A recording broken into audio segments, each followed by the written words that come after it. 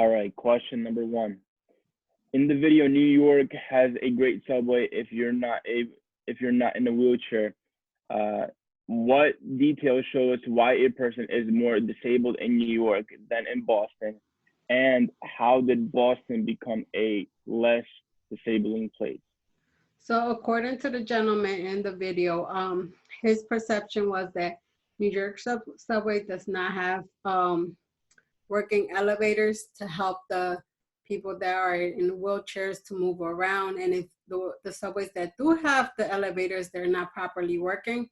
So therefore it kind of still doesn't work out for them. Our potential that Boston has about 90% of their subway working properly for people that are disabled. That came to do because a person that was disabled actually sued them, and when he sued them, they were able to pretty much bring out money also to help build and have everything properly running for people that were disabled. So that's why, although Boston is also a subway, it is a smaller subway and it's as old as New York subway. But due to the money extra, they're able to work elevators and things like that to facilitate for the actual customers. So Right. So Boston is more intuitive, right, in a way. yes, and so I felt like that was just more success because of somebody that voiced their opinion, opposed to in New York. Mhm. So David, in the video about Judith Butler on disability and disabling society, what details in their story tells us what the presenters meant by disabling society. In particular, the video mentioned a decision to not pick up a cup of coffee with one's teeth. What was this example meant to teach the viewers? All right. So, like, disabling society is a group of people who are disabled, and um, they're just like a community. And what Judith means by disabling by uh, people of disability is like the difference is why the society is created, because people that are disabled are being segregated from normal people, or they feel segregated socially in a way because they have a stigma attached to them. So like so like people who aren't disabled, they look at them with a stigma, and they look at them weird or funny, or because they're different. And that also leads to why picking up objects or a cup of tea with her mouth or her teeth, why it's looked upon as weird, is because that's just not how people are used to seeing it. That's just not how people are used to seeing people drink or do whatever. And that's just how it is. And it's sad, but that's what a disabled person has to go through. And it's sad, but that's just what happens. It's just how people are. And you can't really control what people think and what people say, but you can get people to like, or get people to get into the habit of seeing that, or get used to seeing those kind of people in our environment, and to not forget that we are uh, a society, and the society has different types of people, has diversity, and we just have to realize that and come to terms with that. So I agree. that's what I think about that. I agree completely with your point of view.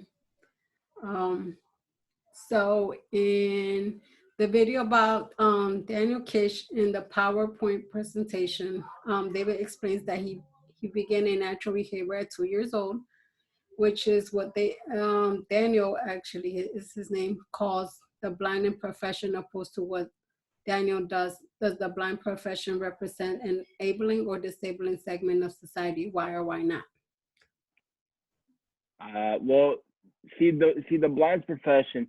That's like a regular take on blind people, the blind society.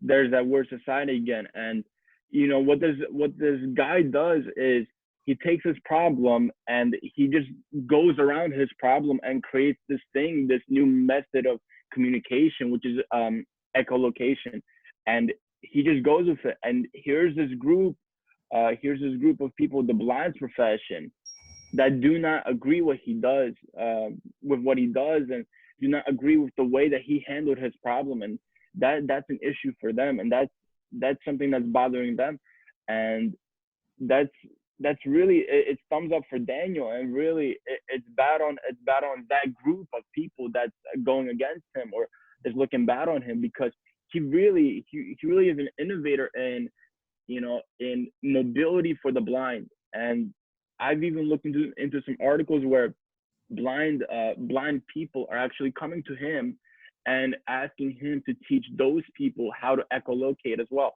And so he's a pioneer in mobility for the blind, and that's what's really awesome about Daniel and what he did. I agree. I feel like that his echolocation will probably be more successful down in the future, like as the professional society of the blinds like become more aware of everything that it can help people to do, and you know, actually it can be incorporated to help them live a more normal life.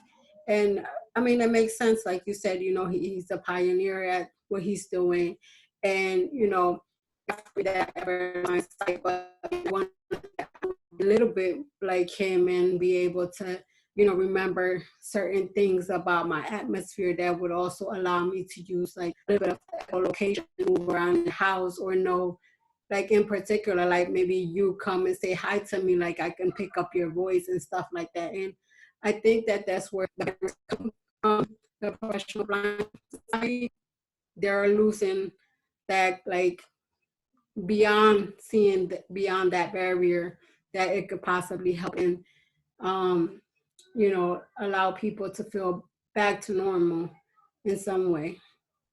Yeah, yeah. Good points. Good points. All right. Um, well, I think we're good to go. Yep. Thank you. Thank you.